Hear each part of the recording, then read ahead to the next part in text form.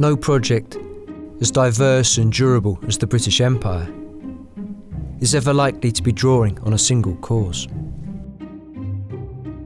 It's possible to identify particular groups within British society with a particular interest and investment in empire, which might be economic or emotional, or both, or rather several different groups, which might well have different ideas of empire and rather different kinds of interest. Those who ran the empire, those at the very top, were drawn from the same sector of society as those who ran Britain back home, the public school educated upper classes. The expansion of the British public school system provided a steady stream of officials to man the outposts of an ever-expanding empire. Educated in the classics, their character formed in the rough and tumble of team sports, these men were trained to be a governing class and regarded their role within the colonies as such. I think there is still some tendency to look down on careers in the colonies as perhaps not quite pucker, to use a colonial or Indian term. But that, I think, quite rapidly fades as the whole panoply and splendour of the empire in the 19th century is manifest. I mean, to end up ruling an Indian province is quite a remarkable thing. You might be ruling Bengal as a Governor-General, and you'll be ruling tens of millions of people, probably more than inhabit the British Isles. So these are not small jobs. The idea of progress and of imperial rulers as the embodiments of progress is certainly there, and in some quarters and in some registers it's very powerful. And this, I think, may well apply especially to the settlement colonies. The idea that these, that are Canada and Australia and New Zealand, are the greatest hopes for the global future. The idea that they're creating new and better Britons, actually, is very potent. But there are countervailing tendencies as well. Some rulers of empire and enthusiasts for empire are actually explicitly backward-looking. It's a kind of archaism, a romanticism looking to the wild frontier and wild, unspoilt natives, places where a man could still really be a man. There's a strong gender dimension to this. This is also a powerful element in British political beliefs and artwork. If you think of someone like Kipling, or perhaps even more a Rider Haggard, then this idea of the romance of the frontier, which is very much a romance of the archaic, the primitive, the unspoilt, the undegenerate, is also a really powerful thing.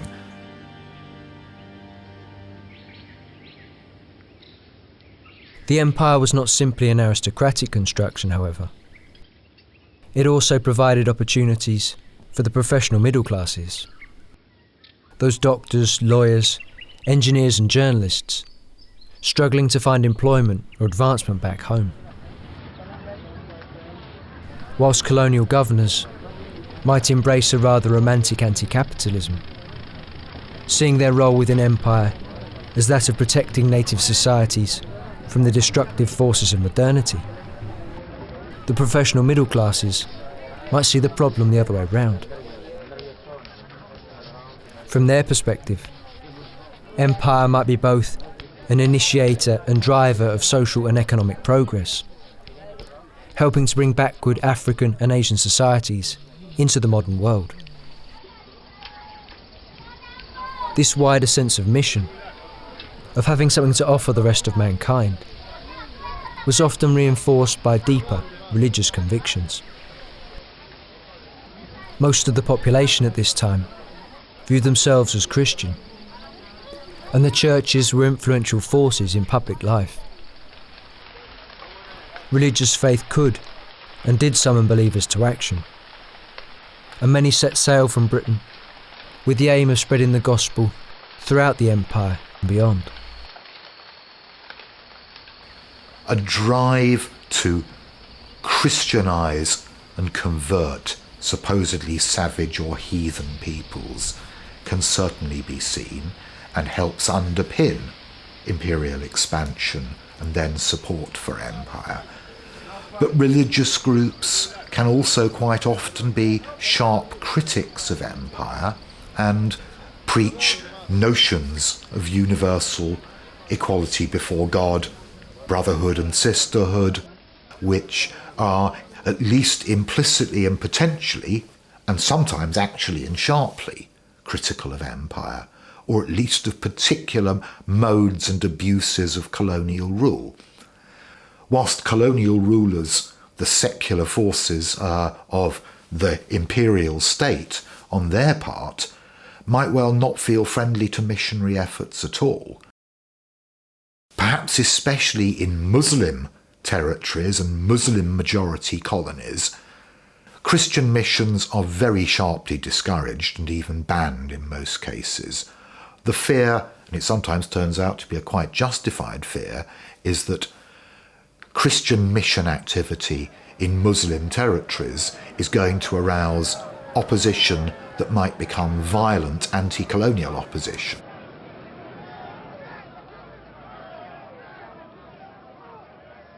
When the Foreign Secretary Lord Palmerston announced to Parliament in 1839 that the great object of the government in every quarter of the world was to extend the commerce of the country, he was merely reiterating the conventional wisdom.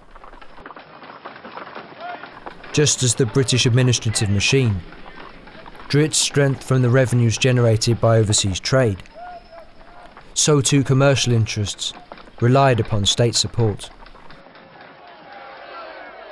Merchants, operating out of the major port cities of London, Liverpool and Glasgow, might seek protection from warships and pirates, the opening up of resistant markets, or help in securing a monopoly or a licence to rule by charter. Financiers and bankers, shipping magnates and insurers, what one famous modern work of imperial history called gentlemanly capitalists, all relied upon a flourishing overseas trade, and in many cases, the expansion of colonial settlement. It has been suggested that this group in particular, with its aristocratic connections and culture, and access to the corridors of power, was able to wield a significant influence over the imperial policies of successive British governments. Whilst in theory, diplomacy and commerce might march in step, at the first sign of trouble, each followed quite different rules of engagement. Status, merit, honour and success were judged very differently in these two worlds. Lost battles might not break banks, but they could break governments. Trade monopolies made business sense, but political trouble. Conscripting semi-servile labour might lower commercial cost, but if discovered, could raise the home political temperature to boiling point. Within the empire itself, relations between government and business, rather than being eased by a common sense of purpose, were often strained by conflicts of interest and a deep mutual distrust.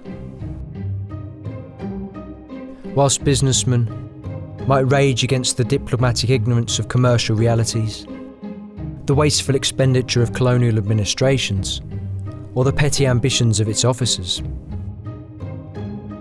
To the rulers of empire, these unofficial imperialists could display a complete lack of regard for the framework of order needed to make their commercial inroads possible.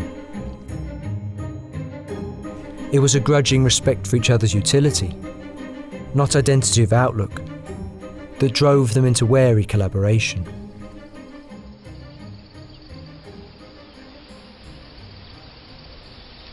Whilst many colonies were important for individual industries, both as sources of raw materials and as markets for manufactured goods. Perhaps surprisingly, the empire was not as central to the British economy as today we might assume. Even at its height, the empire took only a third of Britain's exports, with more goods always going to places not marked red on the map.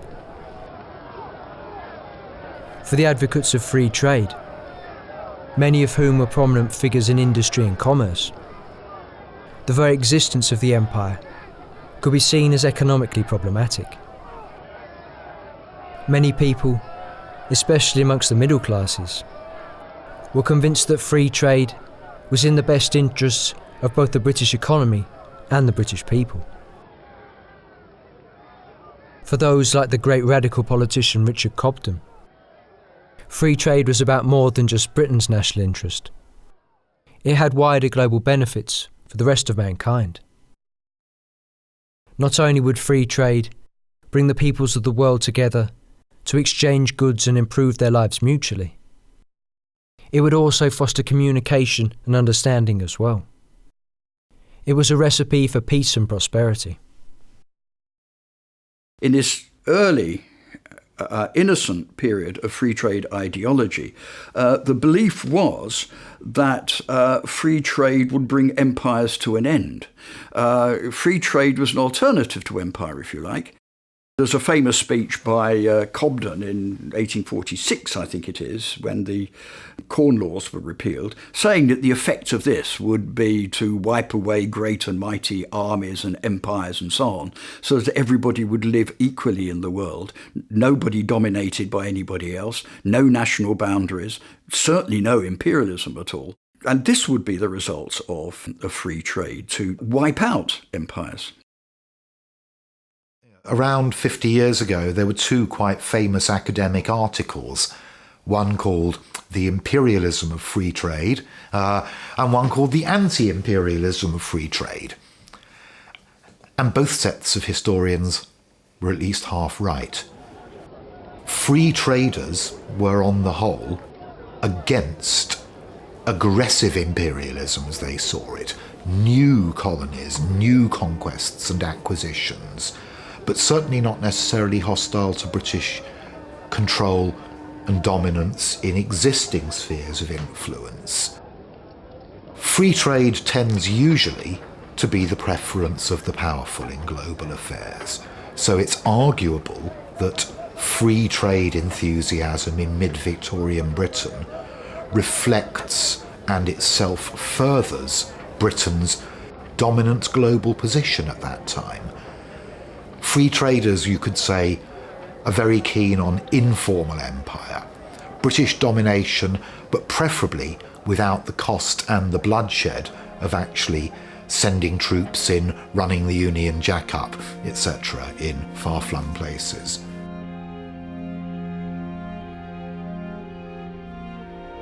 Whilst much of the empire was ruled by mere handfuls of mainly upper-class Britons, emigration to the so-called settlement colonies was clearly a mass phenomenon. Between 1815 and 1914, more than 22 million people left the British Isles for destinations overseas. Working-class immigration was not neatly politically tied to empire and imperial expansion, however. If it had been, far fewer would have emigrated to the independent United States. In the first half of the century, people who emigrated abroad moved almost entirely because they had to. Still often viewed through the prism of transportation, emigration was seen as an alternative to the poorhouse, a last chance to rescue oneself from a life of poverty and destitution.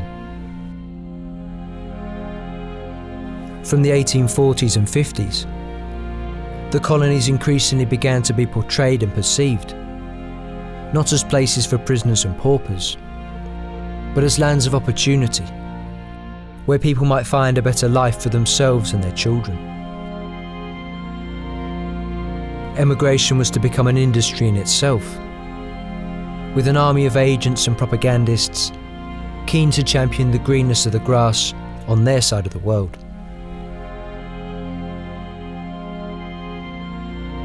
Economic advancement was not the only motivation for migrants. There might be social and political reasons as well. South Australia, for example, had more liberal labour laws and introduced a working men's franchise much earlier than Britain. The prospect of living in a freer, more open society must have been a factor in some people's decisions to emigrate.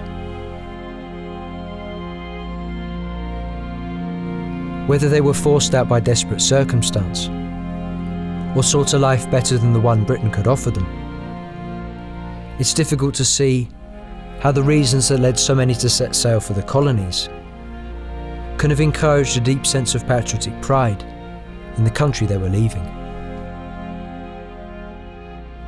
I think once they got there and had settled themselves in, I think they then became increasingly pro-British or pro-Empire, because they felt that in the last resort, the Empire would protect them from the indigenous people and would look after them in the face of the expansion. For example, the Australians became obsessed, if that's not too strong a word, towards the end of the 19th century by the fear of what was called the Yellow Peril, which was the irresistible immigration to Australia of Chinese, impoverished Chinese, or the growing power of Japan.